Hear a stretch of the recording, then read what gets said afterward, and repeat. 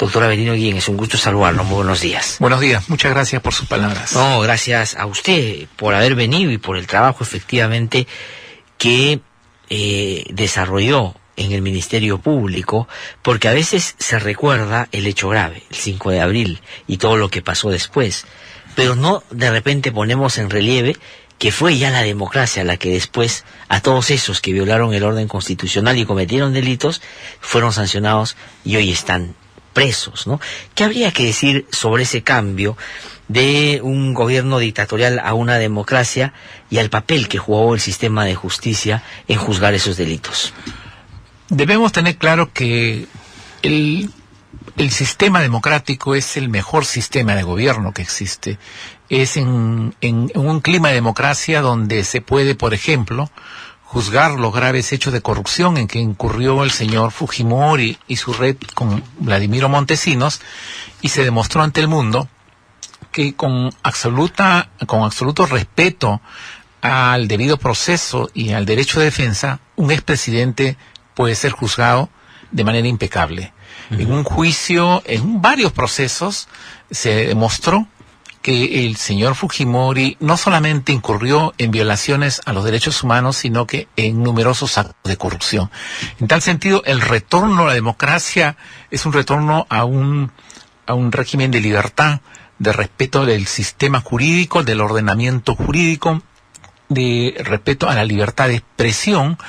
Es un nuevo aire que tomó el Perú, porque nosotros vivíamos aplastados por una dictadura que se instauró el 5 de abril de 1992 y que fue germinada, fue preparada meses antes. En tal sentido, el retorno a la democracia es una noticia feliz para el Perú, y sin embargo, quienes participaron, los que perpetraron ese golpe de Estado, yo no he escuchado unas palabras de aceptación del grave hecho que perpetraron. No veo un lamento, un pedido de perdón al pueblo peruano por el grave daño que ocasionaron, sino que más bien se refugian en algunas medidas o salidas expresando de que era una medida imprescindible. Claro, una justificación. Pretenden justificar en vez de reconocer el grave hecho que perpetraron. Entonces, eso ha creado en el Perú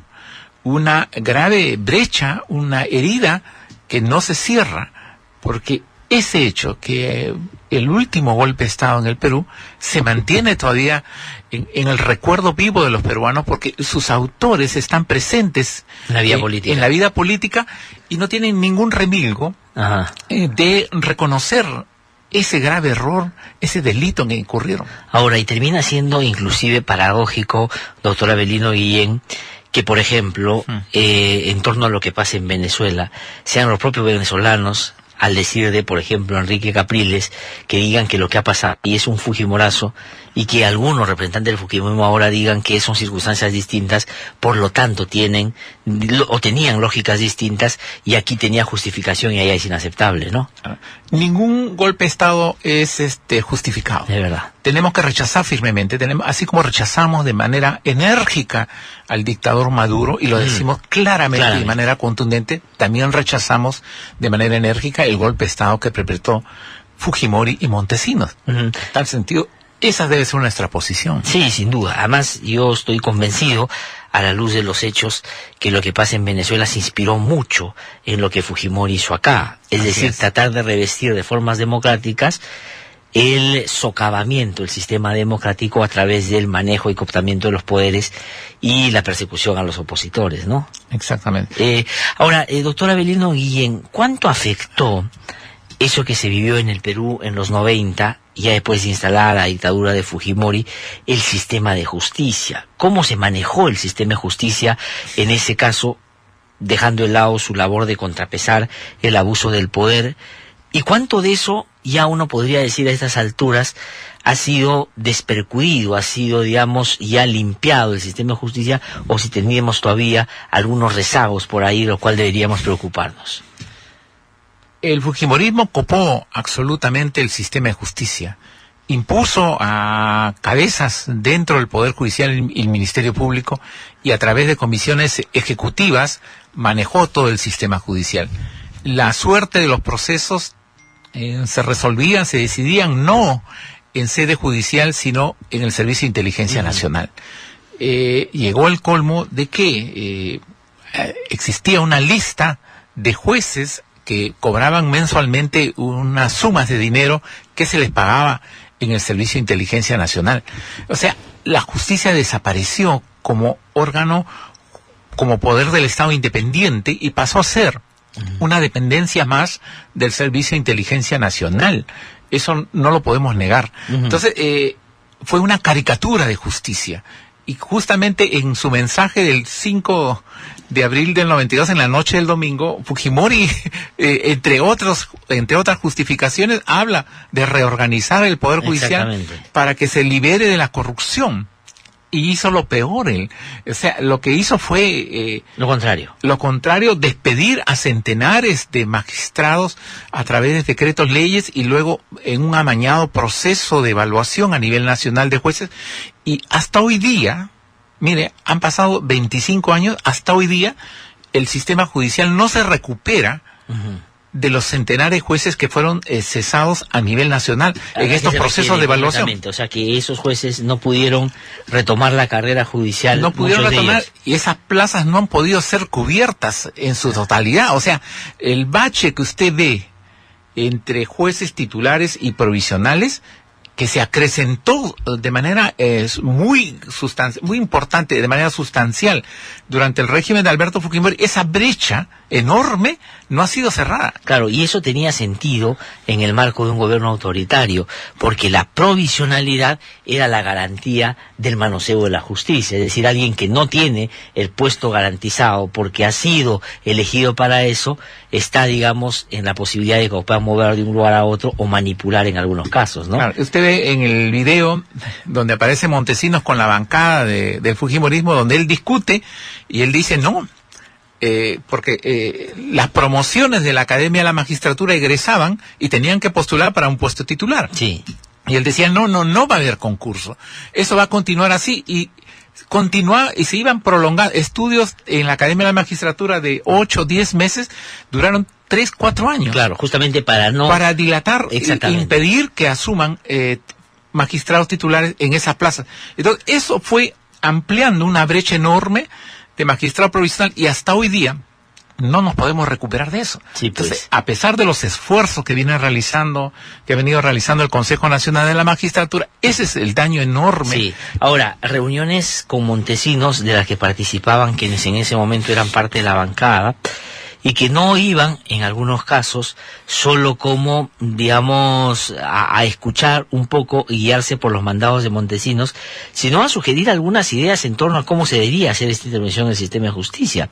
Hay algunos vladivideos, por ejemplo, que dan cuenta que, entre otros, el actual presidente del Congreso de la República, pues acudía diligente y todavía expresaba algunos puntos de vista de cómo manejar el sistema de justicia. Claro, era realmente el poder durante el Fujimorismo estuvo asentado en la sede del Servicio de Inteligencia Nacional, y eso se instauró a partir de enero de 1991, con los cambios de los jefes de los aparatos de inteligencia. A partir de esa fecha, con el nombramiento de Montesinos como asesor de la alta dirección, es que comienza a funcionar lo que nosotros denominamos un aparato de poder, que inicialmente tuvo como objetivo combatir supuestamente al terrorismo, capturar a los cabecillas de Sendero Luminoso, y luego, a partir de diciembre del 91, con el nombramiento del general Hermosa Ríos como comandante general del ejército, tomaron la decisión de dar un golpe de Estado.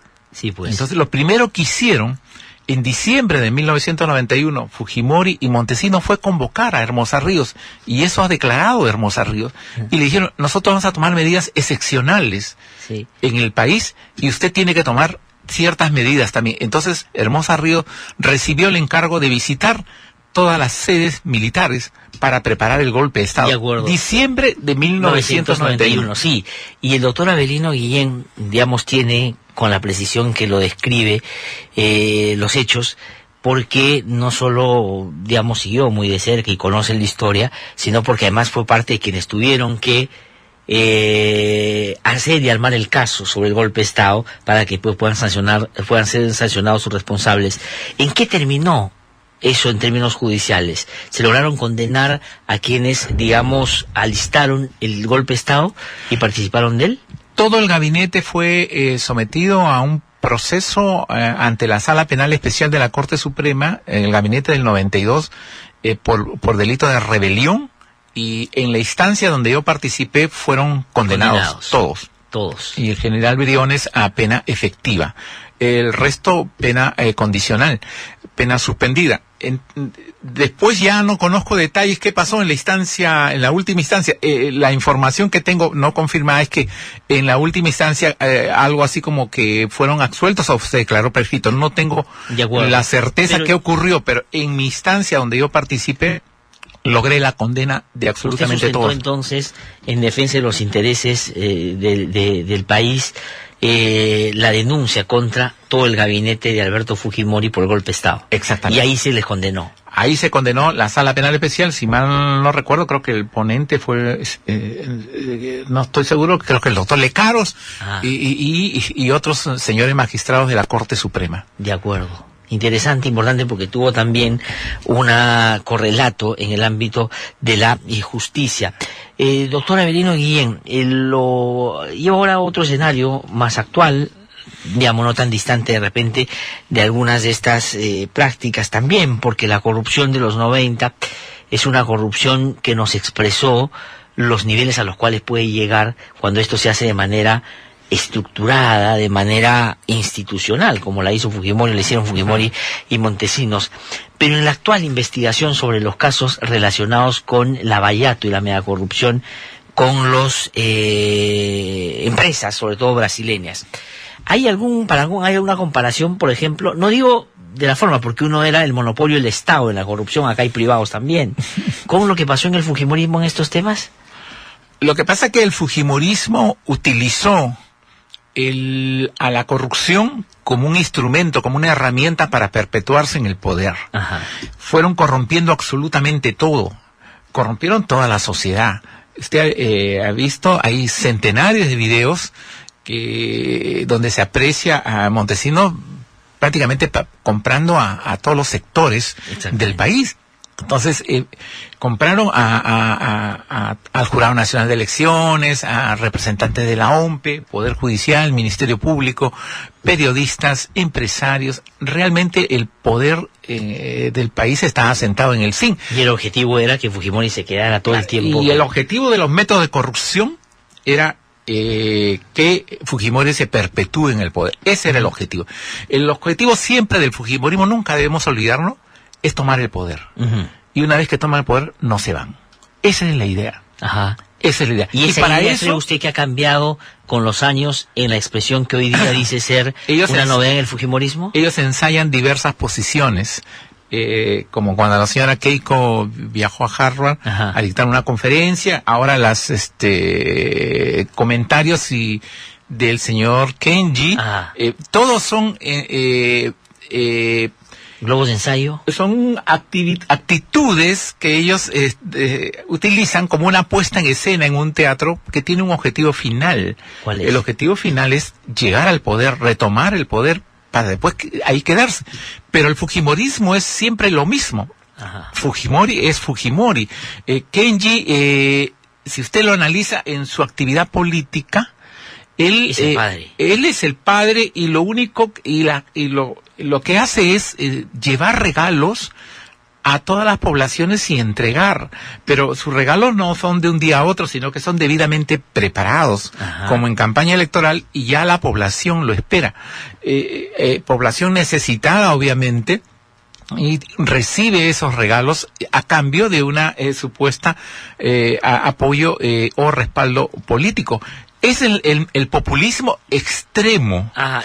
La utilización de prebendas, de regalos, y además, si verdaderamente el señor Kenji quisiera servir al país, trabajaría en el Congreso, no lo hace. Ajá. Entonces, ¿de qué servicio al país nosotros estamos pagando el sueldo, el altísimo sueldo de un funcionario que no aporta absolutamente nada al país? O sea, que usted cree que no le cree, digamos, o no cree que haya un fraccionamiento, una ruptura, una fractura del fujimorismo a propósito de algunos hechos públicos que parecerían contradictorios entre Keiko Fujimori y Kenji Fujimori? Por ejemplo, ayer, mientras la bancada fujimorista toma la decisión de dejar sin efecto el decreto legislativo 1323, que lo que busca es endurecer y que se sancione severamente todos los asuntos vinculados a la violencia de género, violencia por orientación sexual o feminicidio. Él sale con la bandera de la diversidad diciendo yo estoy más bien a favor de los derechos de las minorías. Antes lo hizo con el tema de la libertad de expresión y antes con el tema del sodalicio. ¿Usted cree que esos asuntos no son sustanciales en términos de un ADN que más bien los mantiene unidos? En el fondo su ADN los mantiene unidos. No hay una discrepancia. Por ejemplo, hoy día yo no he escuchado una declaración del señor Kenji Fujimori, ojalá que la dé, en relación al golpe de Estado 5 de abril del 92. Un deslinde claro y contundente. Un deslinde claro y contundente en relación al montesinismo, a quien él llamaba el tío Vladi, que están en los videos. Yo no he visto una posición contundente de él en relación a la violación a los derechos humanos, a las matanzas que perpetró el destacamento Colina, a los actos de corrupción en los cuales incurrió su señor padre. Yo no he visto eso. Lo que veo son que él coloca en sus redes una banderita, Sí. Esos son gestos. Es verdad, él quiere diferenciarse de una mayoría más conservadora, tal vez, más borreguil, reaccionaria. una mayoría que sigue un discurso único y quiere diferenciarse. Eso es cierto. Ya, de acuerdo. Pero de ahí ellos tienen intereses superiores. Él lo ha dicho en la entrevista del domingo, ¿no? Nuestro objetivo es luchar por la libertad de nuestro padre. Es más. Y ahí estamos unidos los cuatro. Entonces, hay objetivos superiores que ellos los denominan, donde ellos son uno solo, es un solo puño. De acuerdo. Te pregunto porque nosotros, y digo nosotros porque ha sido el reportero es el que lo ha hecho público el otro día, inclusive una de las peleas más fuertes que han sostenido Kenji Fujimori con algunos otros miembros de su bancada ha sido frente a la exigencia de la bancada de que él no esté expresando públicamente algunas discrepancias y él claramente respondiendo y diciendo que todos ellos han llegado o han entrado ahí por su padre y que no hacen nada por su padre para sacarlo de la cárcel y más bien protegen a un pedófilo, refiriéndose a Figari del Sodalicio, ¿no? Es decir, él lo que quiere es que su padre salga de la cárcel. Él es Alberto Fujimori y lo que él quiere es retomar al viejo cuño del fujimorismo. Esa opción está muy bien, es su alternativa, yo no cuestiono eso. Y él quiere armar un perfil propio, obviamente dirigido y piloteado por su señor padre. Eso está trabajado al milímetro. Y nosotros no vamos a caer en esta emboscada de que nos presentan como un nuevo líder liberal, defensor de las libertades. Eso no existe. Ellos llevan en su ADN lo que ellos hicieron.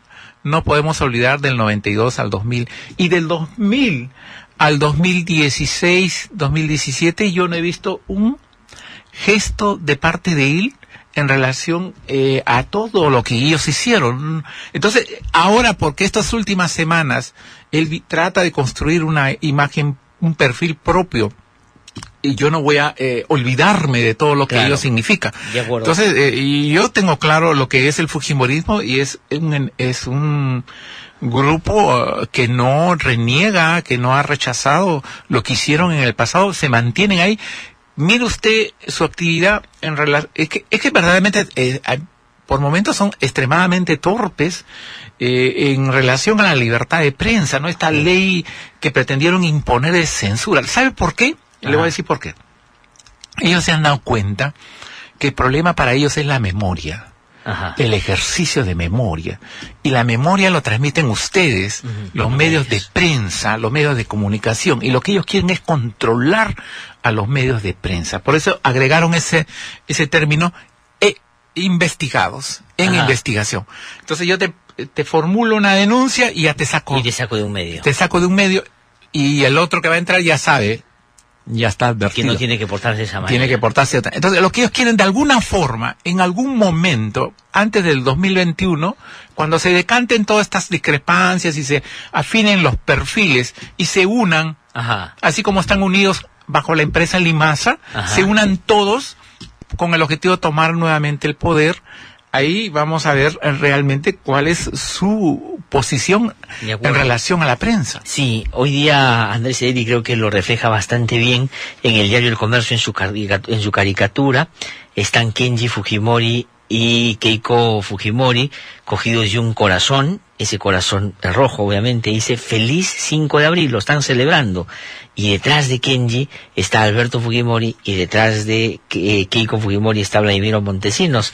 Y ellos dicen, tenemos nuestras pequeñas discrepancias, pero hay algo de lo que estamos orgullosos. Y es el 5 de abril, ¿no? Justamente lo que usted acaba de decir. Por eso, no nos dejemos sorprender ahí. Yo veo en redes mucho de que mucha gente está alborozada por este cambio. Sí. Fijémonos en lo central y lo que hicieron del 2000 al 2016. ¿Cuál ha sido su posición? Y recordemos sus declaraciones, ¿no? Sí, entonces, el país necesita refrescarse, necesitamos obviamente buenos líderes, pero ¿por qué no le preguntan al señor Kenji qué es lo que ha hecho en el Congreso estos últimos años? Pues. ¿Cuáles son sus aportes? Inclusive en los temas de los cuales hoy día dice diferenciarse del fujimorismo. Exactamente. ¿Cuáles son los aportes? ¿Qué proyecto ha leído? Porque es muy fácil sentarse en la otra orilla y esperar que usted presente un proyecto para yo lo critico, claro, y salgo en las redes con mi banderita y digo esto es así. No. Sí. Entonces hay que saber. Claro, un proyecto de ley que diga yo pido más bien esto y lo sustento en el Congreso y lo discuto, lo trabajo con otra bancada. Que corra firmas, que obtenga firmas. Sí, eso es lo que tiene que hacer. De acuerdo. Doctor Guillén, tengo que ir a una pausa muy breve y vamos a regresar porque vamos a entrar a otros temas. Quisiera que desarrolle un poquito más eso que usted dijo ahora en hace un ratito, que todas las cosas por añoranza de un gobierno como el que tuvieron con el padre o el interés por llegar al poder a como dé lugar es más o menos como Limasa en la que todos se unen y me imagino se refiere a que ahí están de manera societaria juntos todos los hermanos. Vamos a una pausa, regresamos un instante, estamos conversando con Avelino Guillén, vamos a hablar del caso Lavallato, el caso...